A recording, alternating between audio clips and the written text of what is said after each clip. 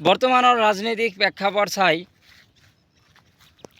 মোৰ সেই দশমান শ্ৰেণীৰ লোকডেকা ফুকনৰ এটি নাটকৰ কথা মনত পৰিল। লোকডেকা ফুকনৰ নাটকত আছে, লোকডেকা ফুকনে ৰুচিনাথক কৈছিল, যেতিয়া অসমখন ধ্বংস হৈছিল, অসমৰ ৰাজত্ব, আহোমসকলৰ ৰাজত্ব যেতিয়া ধ্বংস হৈছিল, সেই সময়ত লোকডেকা ফুকনে ৰুচিনাথ বুঢ়াগোহাঁইক এষাৰ কথা কৈছিল,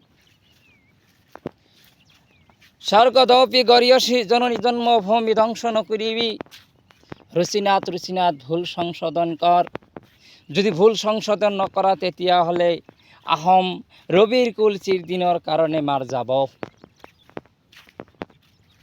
কিন্তু ৰুচিনাথে লোকডেকা ফুকনৰ কথা বুজি পোৱা নাছিল আৰু লোকডেকা ফুকনৰ কথাৰ প্ৰতি গুৰুত্ব দিয়াও নাছিল, যাৰ বিনিময়ত আজি অসমৰ পৰা একেবাৰে চিৰদিনৰ কাৰণে সেই আহোম যুগৰ শাসন ব্যৱস্থাটো একেবাৰে পতন হৈ গৈছে আৰু আহোমসকলৰ শাসন আজি আৰু আমাৰ অসমত নাই।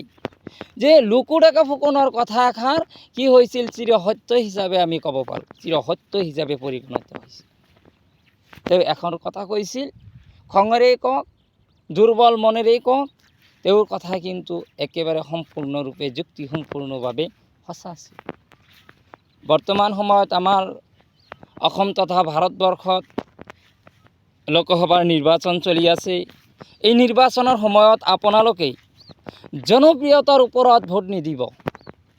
আপোনালোকে ব্যক্তিৰ ওপৰত ভিত্তি কৰি, ব্যক্তিক চিনাক্ত কৰি, যদি ব্যক্তিগৰাকী ভাল হয় তেতিয়াহ'লে সেই ব্যক্তিগৰাকীক ভোট দিব।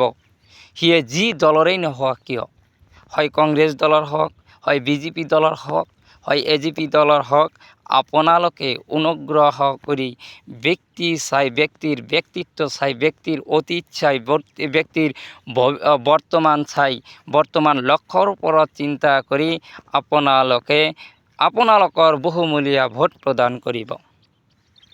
আৰু আপোনালোকৰ ভোট যদি বহুমূলীয়া ভোট যদি ভাল ব্যক্তিক প্ৰদান কৰে তেতিয়াহ'লে আমাৰ ভাৰতবৰ্ষৰ কাৰণে উপকাৰ হ'ব।